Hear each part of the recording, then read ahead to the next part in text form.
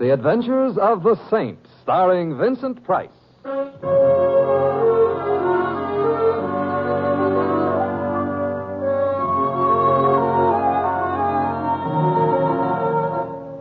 The Saint, based on characters created by Leslie Charteris and known to millions from books, magazines, and motion pictures.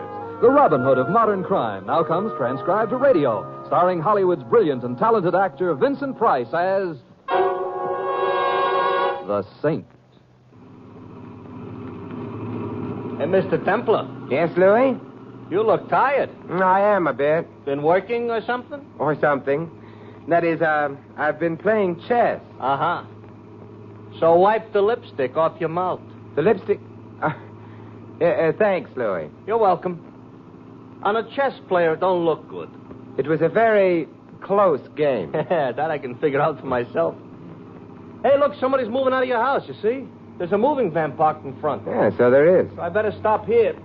They're still lugging furniture out. I hope it's the people who have the apartment over mine. Why, what's the matter with them? Large feet. Uh-huh. Hey, that's odd. What?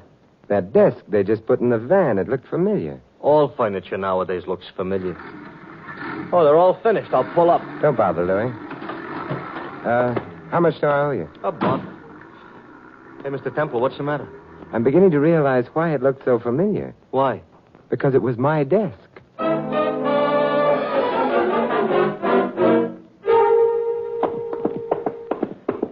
Oh, look, Mr. Temple, you must have made a mistake. You're not moving. I didn't make a mistake. Yeah, but it's ridiculous. Mr. Templar. Yes, it was my desk. Not to mention my table, my chairs, my... Hey, Louis, did you get the license number of that truck? No. But it belonged to the North America Van Lines. How do you know? Said so on the side. Oh, well, I'll look it up in the phone book. Yeah. Room looks awful naked. You know, furniture does a lot to fill up a room. Yeah, I've got it here. North American, 45 Columbus. Phone number? Well, anyway, we know one thing about where your furniture has gone. We do? Yeah. North America. Oh, fine. That's a big help. North American, good evening. Good evening. My name is Simon Templar. I have a complaint. Then you want the manager. I do? You do. His name is George H. Smith. Smith? Oh, very well. Well, let me talk to him. He's not in. Sorry. Well, you might be able to help me. You see, my complaint has to do with my furniture. It's just been moved by you people. Didn't we move it far enough? You shouldn't have moved it at all. We're so enthusiastic. I think you'd better check your records. Find out who ordered the van and where the furniture is to be delivered. Very well, sir. Just hold on. Having trouble, Mr. Temple? No, Louis, just whimsy. From truck drivers? We'll sue them. Who will? Us cabbies in New York. The whimsy belongs to us. And furthermore, Mr. Templar? Yes, You ordered your furniture moved. I did? Paid for it in advance, turned the key over to our men, and asked for rapid service. Well, I certainly got it. And where did I order the furniture moved to? The Sprague Furniture Galleries. Sprague? But he handles antiques. My furniture's modern. Maybe it's aged rapidly. Good night. Good night, sir. Come on, Louis. We're going to a gallery. we're in a hurry? Yes, you might say we've got to get a move on.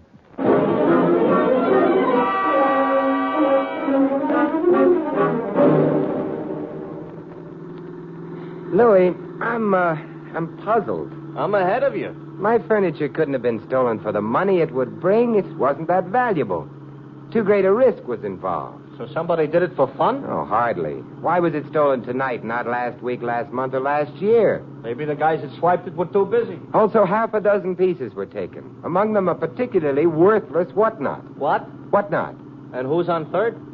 A whatnot, Louis, is a Victorian monstrosity which shouldn't happen to a tree. The point I'm making, though, is that I've had that whatnot only a few days. Uh-huh. Well, that means they were after the whatnot. So why did they swipe the other stuff? To confuse the issue. To make me think it was just an ordinary burglary. To keep my attention away from the whatnot. Maybe it's worth a lot of money, huh? It's worth exactly what I paid for it, $17. So that don't figure. Where'd you get it, anyway? Oddly enough, Louis, at the Sprague Gallery.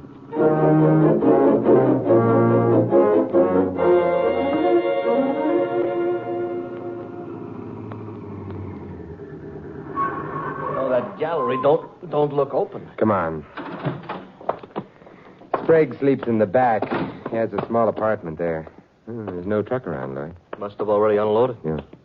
Mr. Sprague ought to wash his windows. Yeah, I can't see a thing inside. Must be a bell around, however. Oh, yeah, look, here's one.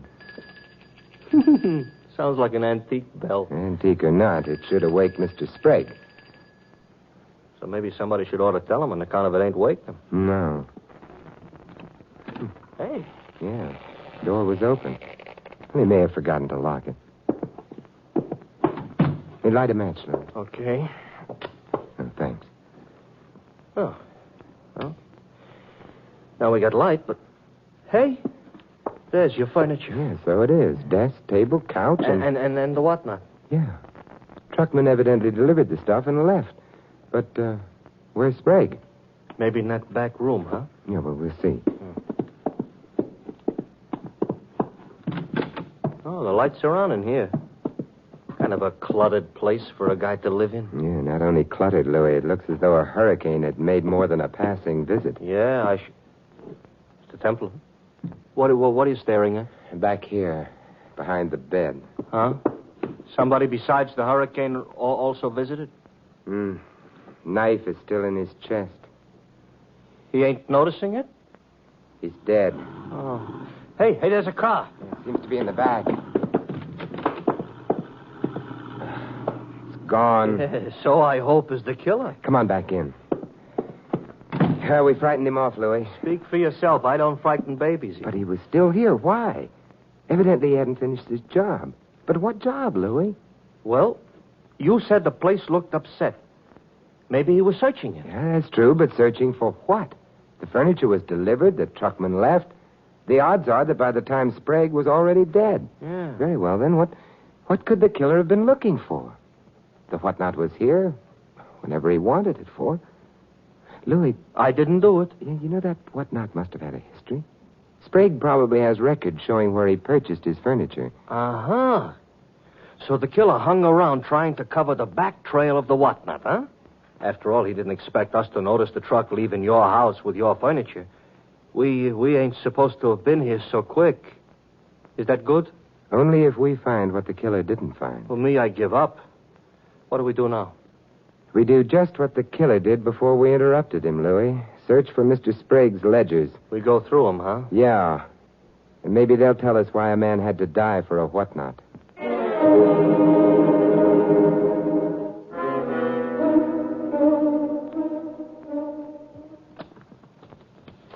It's not in this one. Yeah.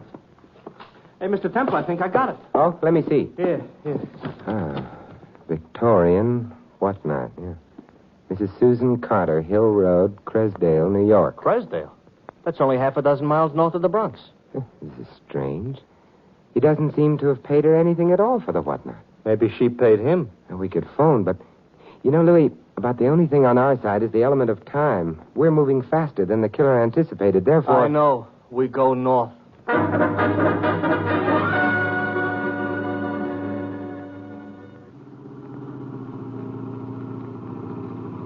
You know something, Mr. Templar?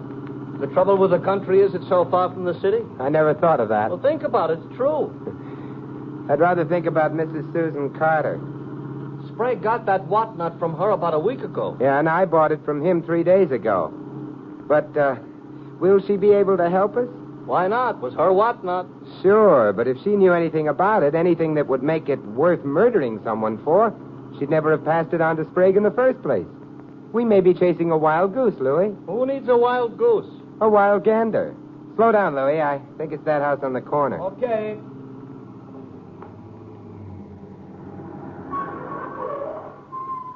Yeah, this is it. Ooh, it's a large house. Yeah. It looks like there ought to be bats flying around it. It's not so bad. It's not a house most people would prefer to live in. Make a wonderful place to die in. Ooh, what am I saying? I have to frighten myself yet? Lights on somewhere inside. They must keep late hours. Let's go. Yeah. Some fun they have in these country houses. Yeah, I think it's time we rang. You know, I'm wondering what she didn't. Hey, look, the light just went out inside. I got a feeling nobody is going to open that door. All right. So I was wrong. But who opened it? It doesn't matter. We can get in. Okay. Except I would be happier if somebody at least had opened it. Oh. It's like a house of the dead. Stop making up phrases like that. It came from someplace down this hallway. You're running in the wrong direction. We're running close. Hey, look, it must be this door. It's the only one along the hallway. Does it open? Yeah, it opened. Who are you? Oh, hello, I'm Simon Templar. This is Louis. Yeah. What do you want here? We heard you scream. That was because I saw a mouse.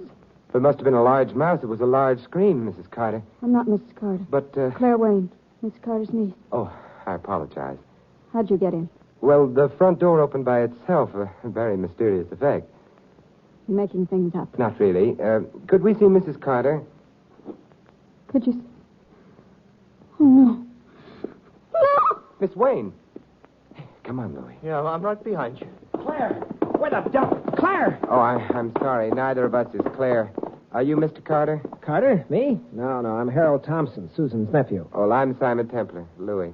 Templar, huh? Are you the saint? Yes, I am. Well, this is quite an honor for us. Thank you. Actually, I wanted to speak to your aunt. You did? I said something amusing? You've no idea how amusing. I'll laugh about it all night. Hey. Oh, he's gone, too. Yeah, very restless type characters. Well, anyway, we're getting acquainted fast. Except with Mrs. Carter. Large house. We'll have to look through all the rooms in it. You'll have to look even farther than that, sir. I didn't hear you come into the room. You walk softly. It's a habit of mine. The ill and the dying resent a heavy footstep. It frightens them. Really? A delusion of reverence. I suspect they associate it with death coming for them. You're a doctor. Yes, I'm Dr. Thor. My name's Templar, and this is Louis. Good evening, gentlemen. How do you do? You're Mrs. Carter's physician. Yes? She's ill, then? No. She's not at all ill. Well, then I'd like to speak to her at once. About, About a whatnot that she gave to an antique dealer named Sprague. Seems a trivial reason to have brought you out here at this hour. The whatnot in itself is perhaps a trivial thing, Doctor, but murder isn't. Murder? Mr. Sprague. Oh.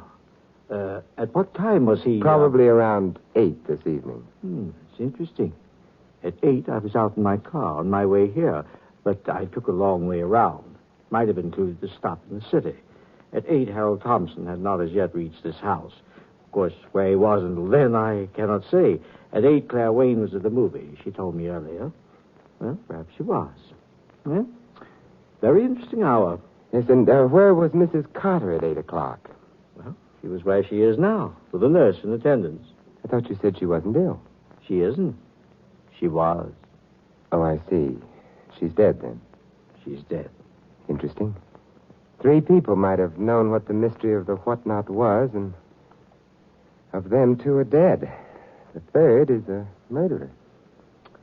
Susan Carter was an old woman with a weak heart. Meaning her death was natural? Yes. I don't sneer at coincidence, Dr. Thorne, but under the circumstances, I'd like to be sure it was coincidence. Well, of course, I can't quarrel with you about that. I've had a thought or two about Susan's death myself. And? She wasn't stabbed to death. Her heart did fail. Mr. Templar, I'm not a young man anymore. I'm tired. I'm all confused. And before going any further into this thing, I'd like to rest. Would it be asking too much of you to spend the night here, Mr. Templar? I think it's very hospitable of you. Plenty of room. This is a large house. Suppose we all go to bed. In the morning, perhaps the shadows will all have fled.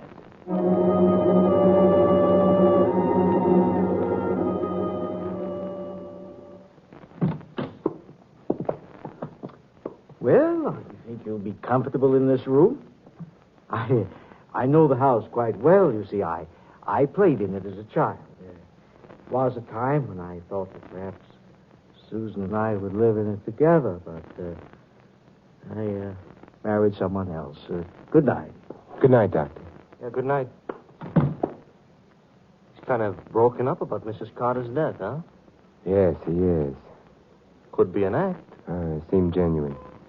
You know, Louis, nobody in this house has an alibi for Sprague's death. Yeah, Mr. Temple, let's go to sleep, huh?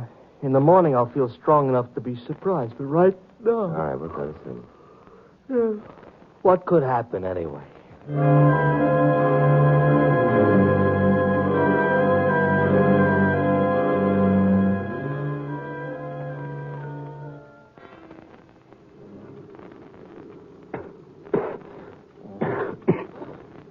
Louis.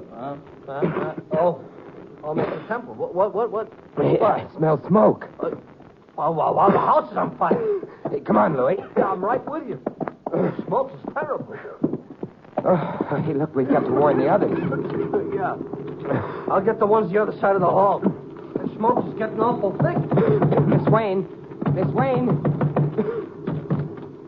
Oh, I was asleep. Go downstairs and out of the house, quick.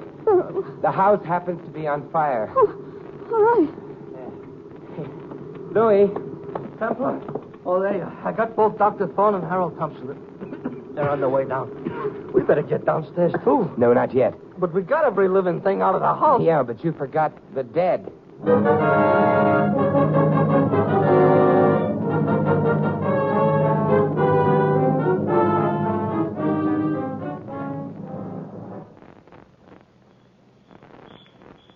Dr. Thorne, the other men, what happened to them? Be still, my dear. We're safely out. They must have ducked down the back way.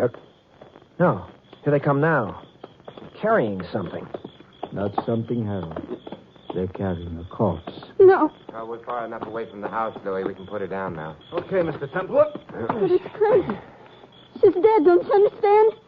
She's dead. Yes, I know, Miss Wayne, but I understand something else, too. That fire wasn't for our benefit. It was for hers. Louis, the lower half of the house hasn't been touched yet. I'm going back in to phone the fire department. Maybe I better go with you. No. You're to stay here to make sure that no one harms her. Miss Wayne? No, Louis. Mrs. Carter.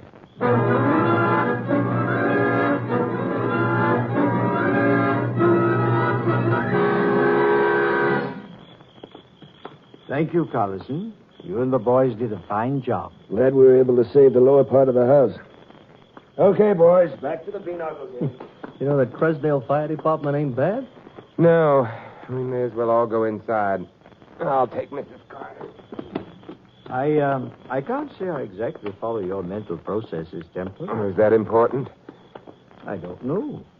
Why did you have to disturb her? Mrs. Carter, she's far beyond any disturbances I could create. What Claire meant was, why lug her around the way you are? There's a very simple answer. You see, she's a very important clue. To what? Murder. Got the door open, Mr. Temple. Oh, thanks, Louis. Well, this room will do as well as any. The couch for Mrs. Carter.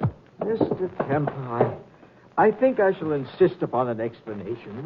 We're all here. But we're not all here. What? Oh, Harold. Yes. He was with us when we arrived at the front door, but then... Yeah, he must have decided that other climbs would be healthier climbs for him at any rate. You're not saying Harold killed... I'm saying nothing about that at the moment.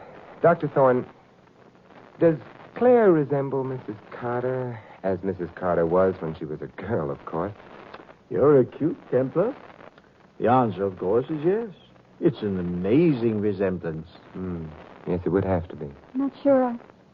Why amazing? We were very closely related. That's not the point. Then what is? Someone burgled my apartment, stole a number of pieces of furniture. Among those pieces was a worthless whatnot. Since it was taken along with the others were merely camouflaged. The burglar was primarily after the whatnot. Well, what connection is there between furniture and...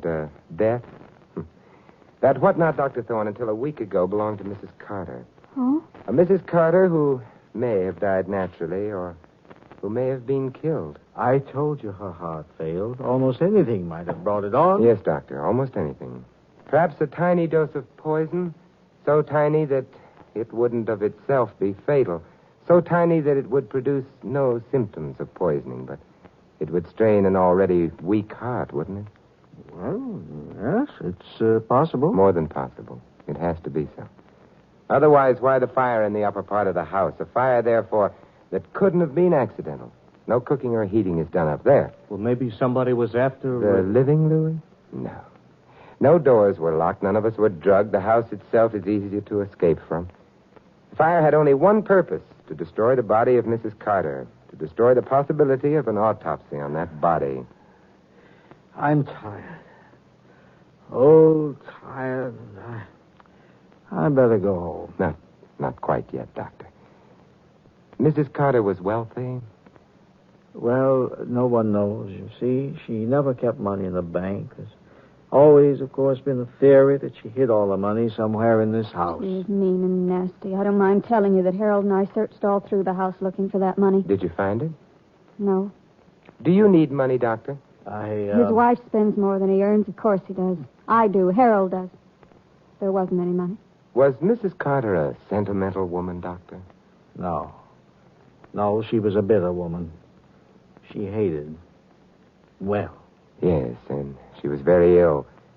She knew she was surrounded by... Yes, vultures waiting for her to die so they could pick up her old bones or whatever money clung to them. Your way of putting it. Well, it's an accurate way. And now that you know, Mr. Templar, may I go home? Yes. Yes, after you answer one question. That question being? Somewhat earlier this evening, when I asked you about the possibility of Mrs. Carter's death having been murder, you denied that possibility. I still... Or perhaps I do no longer deny it. However, That's not my question. At that time, you said she wasn't stabbed to death, meaning that Mr. Sprague, of whose murder I had just informed you, was stabbed to death. But, Dr. Thorne, there are many ways in which a man can be killed. Your question, then, is, how did I know that Sprague had been killed with a knife? Yes, Doctor. I don't think I shall answer that question. I'm sorry. Louis, will you get on the phone? The cops? The police. Okay. Sit down, Dr. Thorne. You won't need me anymore. No, Miss Wayne. And I'll go. Any other room. This one's ugly. Oh, What's the matter? just caught my stockings in the edge of the chair. Oh, that's too bad. They're pretty stockings. They should be. They're nylon. They cost a fortune. Good night, Mr. Templar. Good night. Well, I phoned the cops. They're on their way, Mr. Templar. No, good, Louis. Hey, Dr. Thorne, you don't look so good. No. You know, if murderers would clap master padlocks on their lips, a lot of them would be better off. They wouldn't give themselves away. And detectives would have a harder time. No, Louis. No matter how securely a murderer's lips may be locked, I coin a phrase, murder will out. Yeah, but if Dr. Thorne hadn't made that slip about the stabbing, you'd never been able to pin the killing on him. That's true. But then you see, Dr. Thorne didn't kill anyone.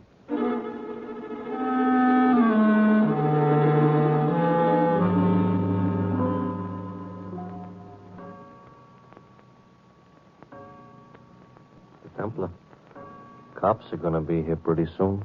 For the last 10 minutes, nobody has said nothing. No, but Dr. Thorne has undoubtedly been thinking. If he didn't kill anybody, what has he got to think about? About who did? Oh, Mr. Templar, Yes, Doctor? you're quite sure? Yes, I am. There's no hope of... None. Well, it was a resemblance, of course. A resemblance to a woman that I'd... You'll permit an old and tired man an old and tired cliche? Of course. A woman that I had loved and lost. I don't get it. Harold did it, didn't Not unless he wears nylon stockings. he? Nylon socks, maybe, but I stockings? can sit and wait all by myself. Why are you staring at me like that, Doctor? It's late? Dr. Thorne means he followed you to Sprague's earlier tonight. He saw Sprague's body with the knife in it. Well, of course he did. He had to kill him. I mean, He also saw you leave when Louis and I got to the gallery. Leave before you could find the record of where the whatnot originally came from. Find it and destroy it, lest it lead to this house and you. no. Oh, yes. Right, Dr. Thorne? You see, Miss Wayne, even now the doctor won't give you away because you look so much like the woman he loved. No, he did. When he killed my aunt. No, a doctor wouldn't have used poison to kill his own patient. Too obvious. A breath of suspicion, and he wouldn't have a chance. Harold. No. His disappearance half an hour ago proved his innocence. To who? Louis, where do you think he went? Me, he didn't stop to tell. He went to Sprague's to get at that whatnot. Because he realized that his aunt had hidden her money in it. Hadn't she, Miss Wayne? I don't know. You do.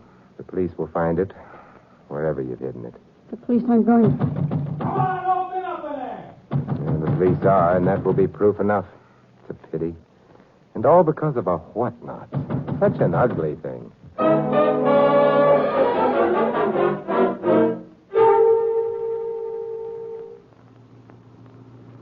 So, all right. So the cops found the doll in the girl's suitcase downstairs in the hall closet. So she killed her aunt and Sprague. But something must have tipped you off before you could be so sure. Nylon stockings, Louis. Oh, we're back to those again. All right, what about nylon stockings? Louis, whoever poisoned Mrs. Carter was the one who set fire to the house in order to destroy the corpse and prevent an autopsy. Yeah? Well, when I warned Claire Wayne about the fire, she said she'd been asleep. Yeah? Later on, after I'd confronted Dr. Thorne with what seemed to be his guilt, she left the room. On the way out, she caught her stockings on a chair. So? Louis, how much do you know about women? Everything. Do women go to sleep with nylon stockings on? Oh, the answer is no. Therefore, Claire Wayne had not been asleep.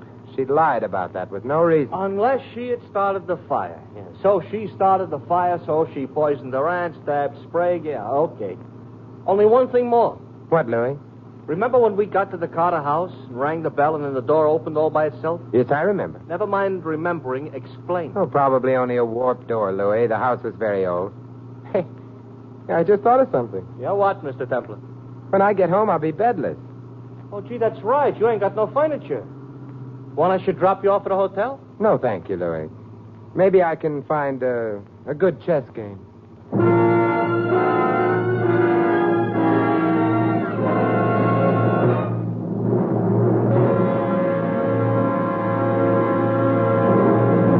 You've been listening to another transcribed adventure of the Saint, the Robin Hood of modern crime. Now here's our star, Vincent Price. Ladies and gentlemen, in tonight's cast, you heard Peggy Weber as Claire and Victor Rodman as Dr. Thorne. David Ellis was Harold, Gilbert Fry, the dispatcher. Larry Dobkin plays Louis. This is Vincent Price inviting you to join us again next week at the same time for another exciting adventure of the Saint. Good night.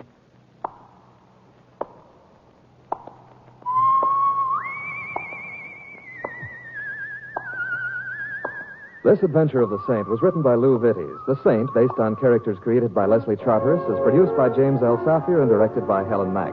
Vincent Price is soon to be seen co-starring in RKO's production of His Kind of Woman. 3 chimes mean good times on NBC. For something new and exciting in your big Sunday lineup on NBC, listen to the Phil Regan Camp Show coming up next. There'll be prizes for talented GIs and the very best Sunday listening for you with the Phil Regan Camp Show next on NBC.